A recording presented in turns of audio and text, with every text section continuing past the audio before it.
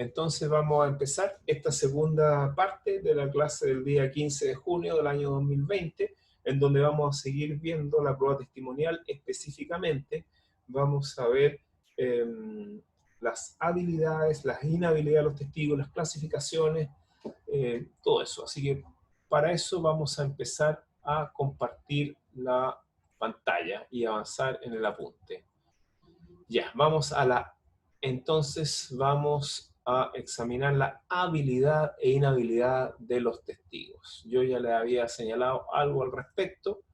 Le había dicho que existen habilidades absolutas inhabilidades absolutas e inhabilidades relativas.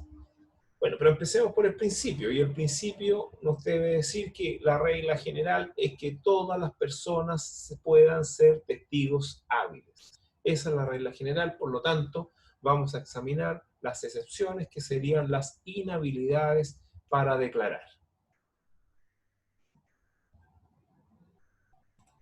Y para eso, yo tengo que señalarles, antes de examinar la inhabilidad absoluta y relativa, tengo que decirles o poner como un anexo. Esto obviamente no está en el apunte, porque el apunte es solamente una guía para ustedes. Lo importante son las clases.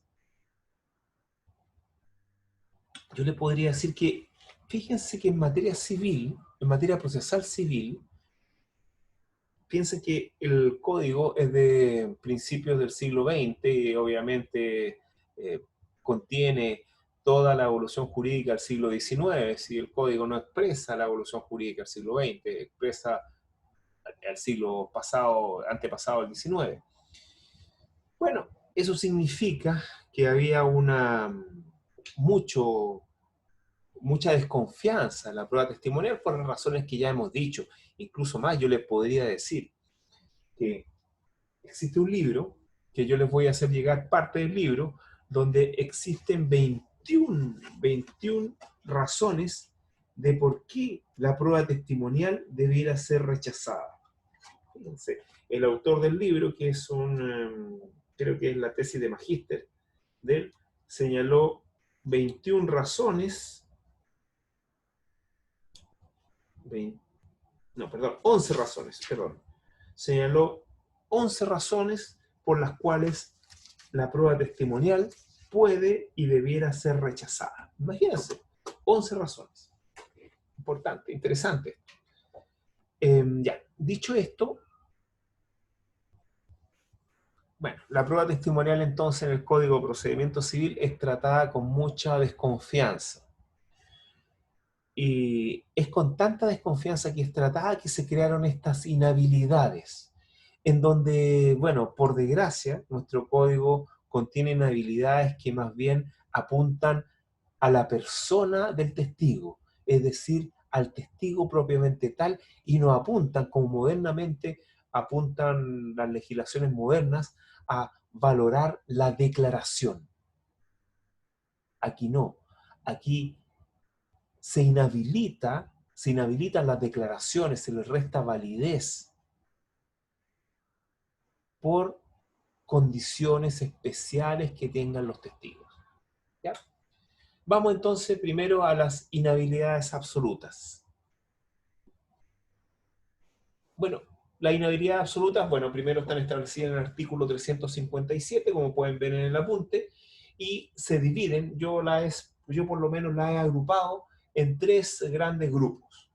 Primero, la falta de capacidad mental para percibir los hechos. En segundo lugar, la falta de capacidad para expresar los hechos. Y en tercer lugar, antecedentes del testigo que den cuenta de su falta de honestidad, su deshonestidad, ¿no? O que su credibilidad sea dudosa, como aparece ahí. A ver, vamos a poner cada una de estas causales, cada uno de estos numerales. Aquí se los voy a mencionar como en estos grupos. Por ejemplo, en estos grupos. Por ejemplo, falta de capacidad mental para percibir los hechos. ¿Qué pasa si el testigo es un loco o demente? ¿Se le puede creer a un loco o demente? Es decir, alguien privado de razón. No. Ahí nos falta la falta de capacidad para percibir los hechos. el loco puede percibir bien los hechos, pero no está en condiciones de indicar la importancia de sus hechos. Y no tiene el raciocinio para discernir tampoco esos hechos. También hay un aspecto respecto de las personas que son inmaduras, es decir, los niños. Falta capacidad mental para percibir los hechos. Quizá tienen capacidad para percibir los hechos, pero a lo mejor no tienen el discernimiento para indicar la importancia de los hechos. Y por lo tanto no se les puede creer. ¿Y qué pasa si está privado de razón por alcoholismo, por otra razón, el testigo cuando ocurrieron los hechos, a pesar de estar presente? También estamos con la falta de capacidad mental para percibir los hechos. Y bueno, ya. B, la falta de capacidad para expresarse. Bueno, en este sentido el código fue modificado y actualmente los sordos mudos que pueden darse a entender por escrito pueden ser testigos.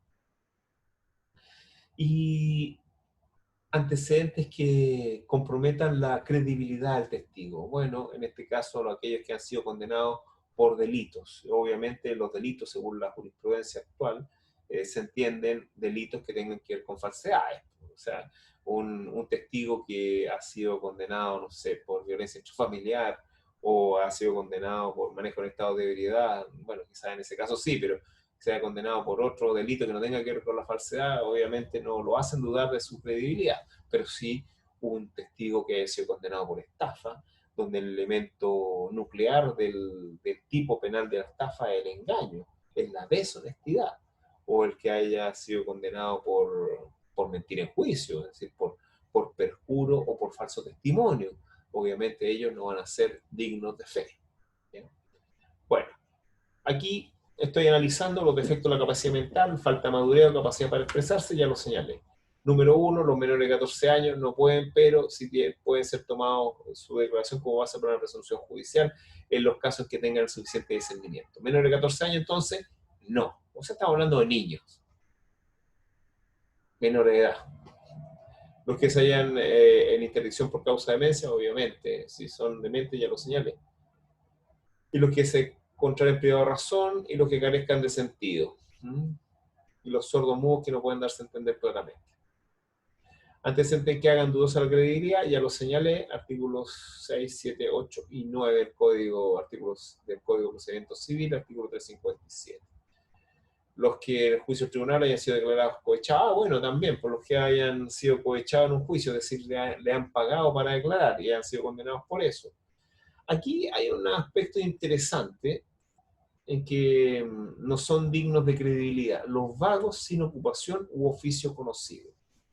Bueno, cuando hablemos de las inhabilidades, es decir, mejor dicho, las formas como se hacen valer las inhabilidades en un juicio, nos vamos a dar cuenta que cuando se inicia la declaración del testigo, la contraparte, el abogado de la contraparte, puede realizar unas ciertas interrogaciones al testigo para ver su habilidad.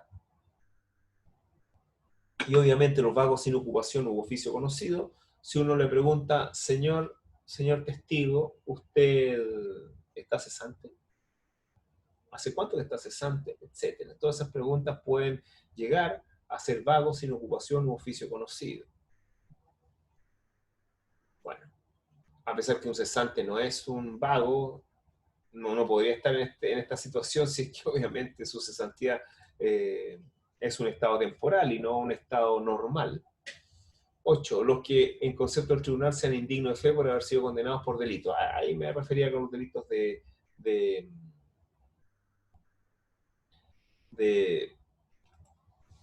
de engaño, donde el engaño es la parte esencial del delito. Por ejemplo, la estafa, eh, la falsificación de instrumentos públicos, quizás la apropiación indebida también en cierto sentido, donde se comprometen a devolver algo y no lo devuelven.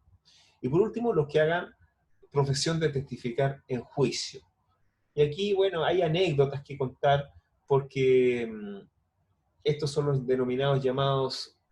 llamados jureros. Hasta hace un tiempo existía en Chile las nulidades matrimoniales que venían a reemplazar al divorcio, que en definitiva las nulidades matrimoniales eran los hechos, un divorcio por mutuo acuerdo. Eso es lo que era una nulidad matrimonial, donde la causal que se usaba era la incompetencia del oficial del registro civil.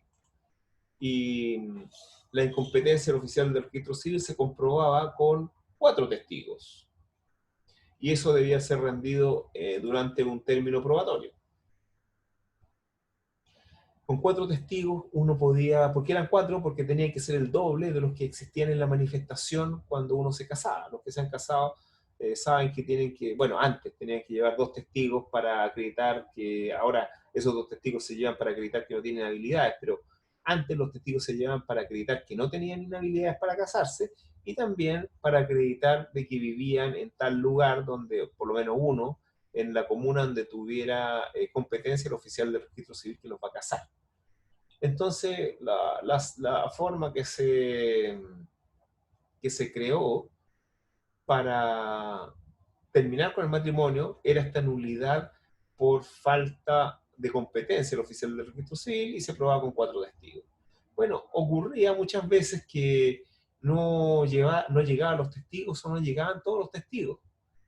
Entonces ustedes encontraban en unas sillas que ya las quitaron, no sé si todavía existen en los juzgados civiles abajo, pero esto es anecdótico, ciertas personas que estaban todos los días sentadas a la misma hora en esos lugares. A mí me llamaba la atención, bueno, estamos hablando hace como 20 años, me llamaba la atención ver siempre a las mismas personas ahí, hasta que un receptor me dijo, no, ellos son un jurero, ellos si les falta un testigo, ellos van, uno le paga y declaran, ¿no? Declaran acerca de esta inhabilidad. Bueno, hay que indicar que toda la nulidad matrimonial era un fraude, ¿no? O sea, que existiera jurero o no, era una situación vinculada a todo este fraude. Bueno, esos son los que hacen de su profesión testificar en juicio. Esos también están inhabilitados para declarar. Ok, obviamente respecto a todas estas inhabilidades, como ya les he dicho, tienen que ser acreditadas durante el juicio. Inhabilidades o incapacidades relativas. A ver, ¿qué ocurre con estas inhabilidades o incapacidades relativas? Estas tienen vinculación con la persona del testigo en relación a la parte que los presenta. Y yo también las he agrupado para que ustedes las hagan, sean más sencillas para ser estudiadas por ustedes. Primero tenemos la inhabilidad por parentesco. Alguna de las partes tiene parentesco con, algunos de los testigos tiene parentesco con alguna de las partes, generalmente con la parte que lo presenta. La dependencia, estamos hablando de dependencia económica, contrato de trabajo, vinculación laboral. Fundamentalmente eso. Interés en el juicio. Bueno, interés en el juicio en el sentido de que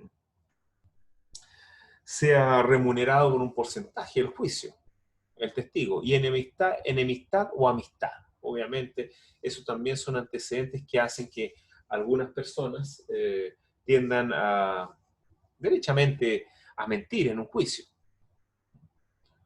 Ya.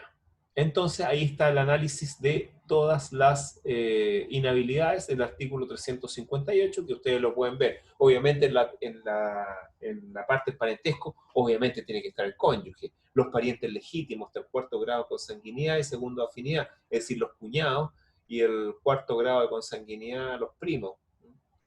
De la parte que los presentan como testigos, los ascendientes, descendientes, etc.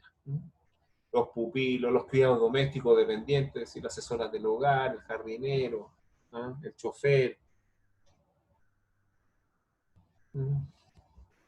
los trabajadores labradores. Hay que tener presente que en este caso estamos hablando de un código de fin del siglo XIX, así que van a encontrar muchas cosas que quizás ya no se usan. Y bueno, y el número 7 es el usado comúnmente para tachar. Tachar se llama interponer la inhabilidad pertinente. Los que tengan íntima amistad con la persona que los presenta o enemistad respecto a la persona contra quien declara. Y la amistad o enemistad debe ser manifestada por hechos graves que el tribunal calificará según las circunstancias. A ver. Bueno, a ver, veamos, hablemos algo de esta amistad o enemistad. A ver, amistad íntima. Uno, obviamente, cuando existe esta situación y uno interroga al testigo como abogado de la contraparte, no le va a preguntar si tiene amistad íntima. Eso es ridículo, eso es muy grotesco. Uno tiene que preguntar eh, situaciones que tengan que ver con la amistad íntima. Por ejemplo, si usted le preguntan si son vecinos, hace cuántos años que son vecinos, si comparten alguna actividad, deporte o alguna otra actividad, si sus hijos van a los mismos colegios, si es que ha apadrinado a alguno de los hijos de la parte o viceversa, si el testigo ha apadrinado a los hijos de la parte o la parte a los hijos del testigo, etc. Si le han prestado dinero, si han sido aval, muchas situaciones, si han sido padrino matrimonio, etcétera, testigos, etcétera. Muchas situaciones que implican un grado de amistad íntima. Y esas circunstancias podrían quitarle fuerza al testimonio de esta persona. Ahí vamos a ver cómo se interponen estas causales de inhabilidad. Ahora, la jurisprudencia en cuanto al interés dice que es interés pecuniario. Si un testigo dice que tiene interés en que se haga justicia, bueno, eso no es un interés que pueda ser causal de inhabilidad. Bueno, los dependientes o criados, bueno, aquí ya hemos visto que el resto de la legislación procesal chilena, nuestros códigos reformados le han quitado validez a estas inhabilidades. Ya no existen estas inhabilidades en materia procesal penal, laboral y de familia. Pueden ser consanguíneos, pueden ser amigos, etc. Y es obvio porque ¿quién está más cerca de una persona? ¿Un amigo o un familiar? Cuando le pasa algo a uno. Ya. Ahora vamos a ver una materia muy importante que es el paralelo entre las inhabilidades absolutas y las inhabilidades relativas a los testigos. Esto es muy, muy importante. En cuanto al valor probatorio, pueden ser casi idénticos porque, eh, tanto, porque tanto los testigos hábiles como los inhábiles absolutos como los inhábiles relativos pueden producir o ninguna prueba o ser base para una presunción judicial. Aquí hay que tener presente lo siguiente. Los testigos, ya. Es decir, bueno, en general, los inhábiles absolutos y relativos pueden ser ninguna prueba o servir base para una presunción judicial solamente los inhábiles relativos. Los inhábiles absolutos, su declaración no se valora desde ninguna perspectiva. Los absolutos, entonces, no producen ninguna prueba. Los inhábiles relativos pueden o no producir ninguna prueba o ser base para una presunción judicial. Ya eso lo vamos a ver cuando veamos las presunciones judiciales, que es otro de los medios de prueba que tiene el Código de Procedimiento Civil, y vamos a ver que las presunciones, algunos dicen que no son medios de prueba. Ahí lo vamos a revisar. Bueno, los testigos. A ver. Los testigos tachados conforme al 358, es decir, los testigos absolutos inhábiles, pueden no declarar. Perdón, 358, los testigos inhábiles relativos. Fíjense, aquí esta sería claro, esta sería la diferencia más importante, y ojo porque como están planteados acá, quizás no está bien explicado, pero fíjense que los testigos que son inhábiles absolutos, es decir, aquellos que tienen inhabilidad del 357, el Código de Procedimiento Civil, el borracho, el demente, el menor de 14 años, el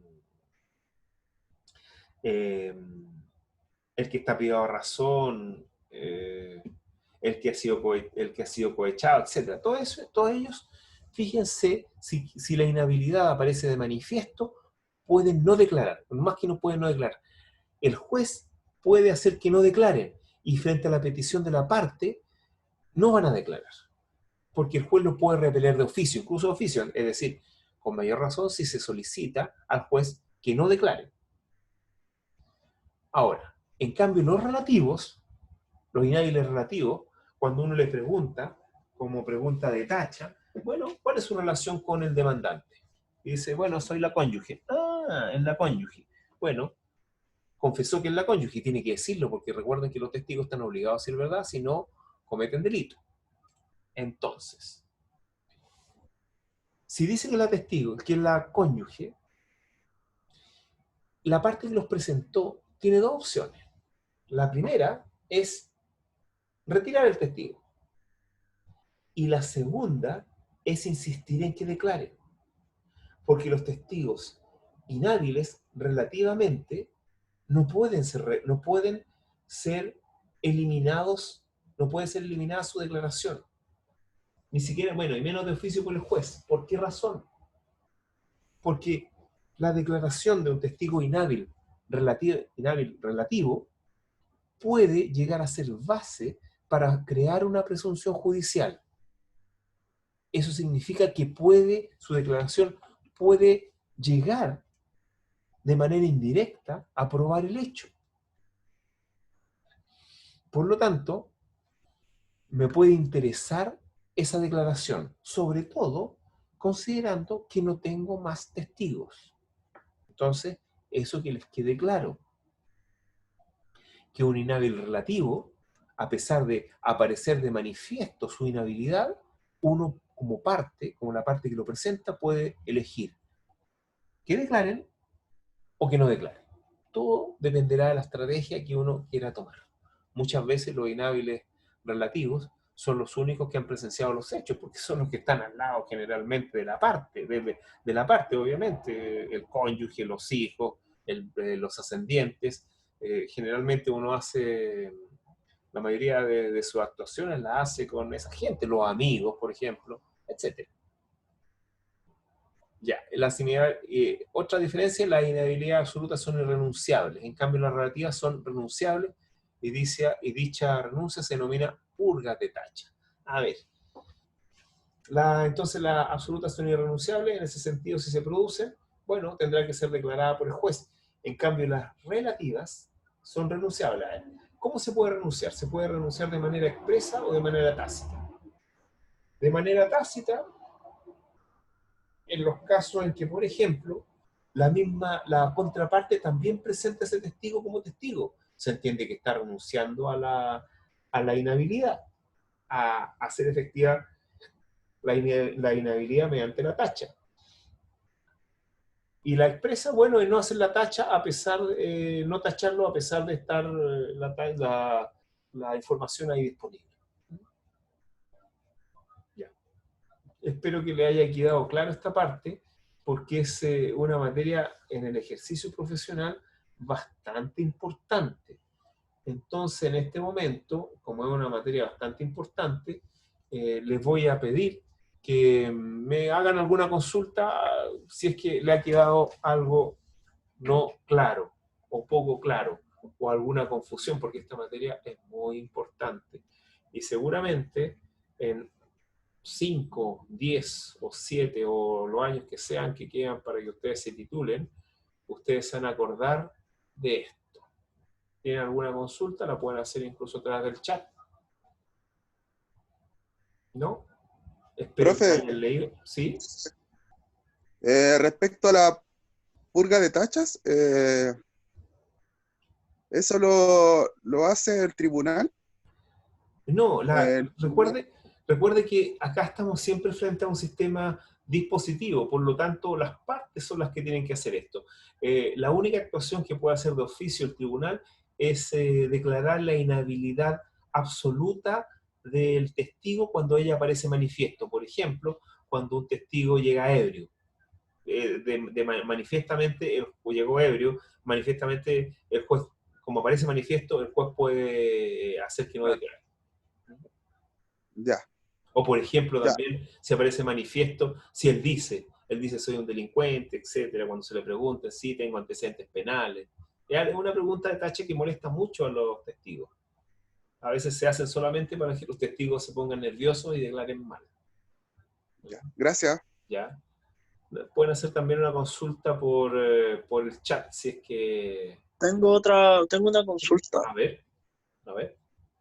¿Cuánto tiempo se tiene para inhabilitar un testimonio?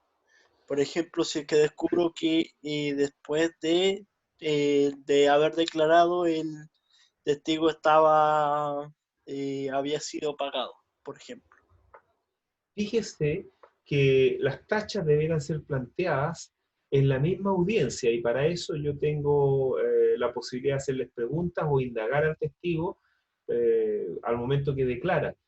Pero también se puede atacar la valoración del testimonio con antecedentes que yo pueda acompañar, por ejemplo, hasta el vencimiento del probatorio o en segunda instancia. Porque podría pasar que el testigo dijera, no, yo no tengo ninguna relación con la parte que me presentan, y el cónyuge. Y yo lo indagué y sé que el cónyuge, entonces en ese momento, o no sé qué es el cónyuge, pero después mi cliente me dice el cónyuge, presento el, eh, el documento, el certificado de matrimonio, y más que inhabilitar al testigo, la declaración no va a ser tomada en cuenta. O sea, declaró, pero esa declaración es difícil que sea tomada en cuenta por valoración de la prueba, porque él mintió en una cosa importante, inhábil relativo, y mintió más encima, o sea, es decir, cometió delito. Y lo más seguro es que esa prueba no sea tomada en cuenta por el juez. Porque imagínense, un juez diría, si mienten algo así, a lo mejor en todo lo demás también mintió. Es interesante cómo se valora la prueba testimonial. Hay varios parámetros para valorarla, pero parámetros que no están escritos en el código. Son interesantes. ¿Alguna otra consulta? Parámetros que están más bien en la mente de los jueces. ¿No? Ya, me pueden hacer preguntas por chat y ahí vamos parando un poco la clase. Sigamos. Obligaciones de los testigos. Bueno, nos quedan 10 minutos. Yo creo que vamos a quizá ver la primera obligación, pero tengo que decirles que tradicionalmente los testigos tienen tres obligaciones. Tres son las obligaciones de los testigos. Primero, están obligados a comparecer. Todo esto obviamente es la regla general. Segundo, están obligados a declarar. Y tercero, están obligados a decir verdad. Esto cambia en materia procesal penal, pero aquí tenemos que examinar nuestra normativa procesal civil, que tiende a ser ahora la regla excepcional, siendo que debiera ser la regla general y supletoria. Se ha convertido el Código de Procedimiento Civil en más bien un código especial, que no se aplica supletoriamente, porque todo el resto de la legislación procesal, en cuanto testimonial, tiene reglas mucho más modernas. Entonces, estas reglas del Código de Procedimiento Civil son realmente bastante arcaicas, pero bueno, hay que explicarla de todas formas. Y conforme a lo que he podido estudiar y visto, parece que nuestro Código de Procedimiento Civil nos va a acompañar durante mucho, mucho tiempo. Así que es bueno que ustedes aprendan todas estas materias. Vamos a la primera obligación. Todas las personas están obligadas a comparecer. Aquí nosotros podríamos poner dos excepciones. Una excepción general, dada en el artículo 371. ¿Y cuál sería esa excepción general? Lo que pasa, miren, excepción general. Lo que pasa es que, claro, los testigos están obligados a comparecer, pero están obligados a comparecer al tribunal que sea el tribunal correspondiente a su domicilio. Me explico. Si por ejemplo yo presencié un hecho en Punta Arenas el año pasado que viajé por un juicio y me cita el juzgado de Punta Arenas. Bueno, yo no estoy obligado a comparecer porque no es el juzgado que corresponde a mi domicilio. Yo vivo aquí en Santiago. No estoy obligado a comparecer. Pero si el juzgado de Punta Arenas exhorta a uno de los tribunales de Santiago, civiles de Santiago, y me citan, ahí yo estoy obligado a comparecer. Si la declaración se hace por exhorto, yo estoy obligado a comparecer. Esa sería la primera excepción, como genérica. Y aquí vienen las excepciones más específicas. Bueno, están en el 361 y se refiere a ciertas personas que son autoridades y que puede generar un poquito de molestia para esas personas, dada su investidura, ir a declarar al juzgado civil. Y ahí tenemos al presidente de la República, los ministros de Estado, senadores, diputados, etcétera, miembros de la Corte Suprema, etcétera, todas esas cosas. ¿Ah? Servicio activo, autoridades, como podemos decir, el número 1 serían autoridades civiles, militares y eclesiásticas. El número 2 está derogado, que eran las mujeres. Me parece que eran las mujeres en su tiempo. Los religiosos, incluso los novicios, bueno, se entendía que los religiosos, algunos estaban recluidos, pues entonces estaban en monasterios, entonces realmente era muy trabajoso hacer que fueran a declarar. Las mujeres, siempre que por su estado o posición no puedan concurrir sin grave molestia. Bueno, actualmente hoy esto ha quedado en desuso de manera práctica, porque se entendía que las mujeres, al tiempo de dictar este código, salían poco de la casa, pero no una situación y estaban sometidas en cierta medida al marido. Incluso había legislación al respecto, pero no es el caso actualmente. Ahora podríamos aplicar evolutivamente este numeral, refería a las mujeres que por su estado quizás de embarazo sea complicado que vayan a declarar a un juzgado, porque la declaración en un juzgado implica a veces estar muchas horas de pie o sentado esperando la declaración. Entonces, ahí podría aplicarse esto. Bueno, y número 5, los que por enfermedad o otro impedimento calificado les hayan imposibilitado de ir. Bueno, enfermedad, fundamentalmente. Ahora, algunas personas, o mejor dicho, estas personas no significa que no estén obligadas a declarar.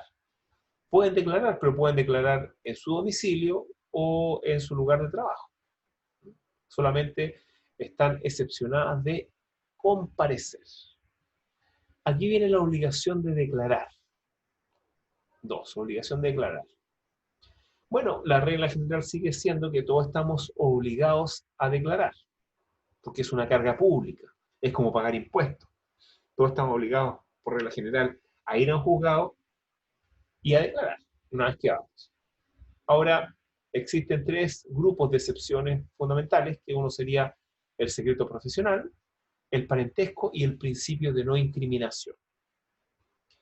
Vamos uno por uno. El secreto profesional. Bueno, ustedes saben que hay ciertos profesionales, entre ellos los abogados, los procuradores, los médicos, que podemos cometer un delito si es que violamos el secreto profesional. Es un delito que está en ese artículo, en el 247, inciso segundo, del Código Penal. Entonces, ¿quiénes no están obligados a declarar por secreto profesional? Los eclesiásticos, los abogados, los escribanos, es decir, los notarios, los procuradores, los médicos y las matronas, sobre hechos que le hayan comunicado, obviamente, confidencialmente y con ocasión de su profesión o oficio. Ahora, tengan presente esto. Uno puede declarar si es que la parte nos libera el secreto profesional. Si me libera el secreto profesional, puedo declarar. Ahora, la normativa procesal penal es más estricta, porque señala solamente respecto de ese punto, del punto específico del juicio. Es mucho más precisa la norma procesal penal. Aquí no ha habido problemas en materia procesal penal en cuanto a han habido allanamientos a oficinas de abogados, donde se ha incautado incluso documentación que pueden guardar secretos profesionales de otros clientes. ¿Ah? Bueno, ese es un comentario aparte. El parentesco. Bueno, ya ustedes se imaginan qué personas son las que pueden no declarar por razón de parentesco. Bueno, los cónyuges, los ascendientes, los descendientes en toda la línea recta y hasta el tercer grado, es decir, los hermanos. Los primos. Toda la línea recta. Los hermanos solamente. Sí. Bueno, ellos no están obligados a declarar. Recuerden que esto es un juicio civil, esto es materia civil. Y el principio de no autoincriminación, bueno, eso tiene que ver con que pueden haber hechos que afecten el honor o incluso lo incriminen personalmente al testigo o incriminen a alguna de las personas respecto a los cuales señala señala la prohibición de parentesco, es decir, si yo puedo con mi testimonio incriminar a mi cónyuge, a mi hijo, a mi hermano, etcétera, también puedo señalar esta limitación. Es decir, en este caso, las personas que no están obligados a declarar, si es que están obligados a comparecer, deben comparecer e indicar al juez que están exentos de declarar. Y en ese caso se les libera, pero no significa que no estén exentos de comparecer. Bueno, la obligación de decir verdad, bueno, nadie está exento de esta obligación de decir verdad. Todos tienen que decir verdad y ya sabemos que mentir en juicio como testigo es un delito. Bueno, quedamos entonces en los derechos del testigo. Entonces, quedamos los derechos del testigo y les voy a hacer videos para que estén atentos, para que terminemos de manera más rápida este curso. Así que cualquier cosa me escriben para seguir con el curso. Hasta luego.